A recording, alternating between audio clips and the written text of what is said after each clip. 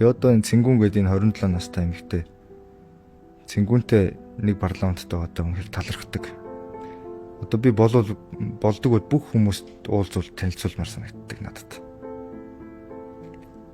Хүн ямар хатуу итгэл үнэмшилтэй, ямар дайчин, ямар их төвчээртэй, ямар их хүсэл тэмүүлэлтэй, ямар их мөрөөдөлтэй, зоригтой, дээр нь ямар их ажил хэрэгч.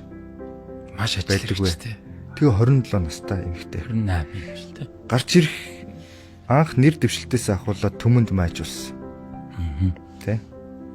Нэгж за одоо хоёлоо хоёр эрэгтэй хүн суучаад дарамтын тухай ярьж штэ. Цэнгүүний би зүгээр өөрийгөө тэр эмэгтэй хүний оронд эмэгтэй гэж үзэв болохоор сайн мэдгүй. Гэтэл төсөөлөлт амар байна.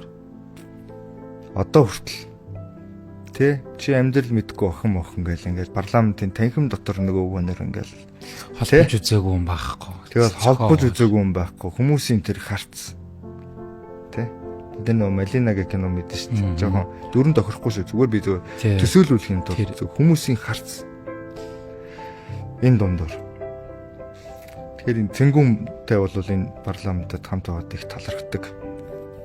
Би бол энэ жигсаалтанд үнэхээр талархдаг. Цэнгүүнтэй жигсаалтанд их талархдаг.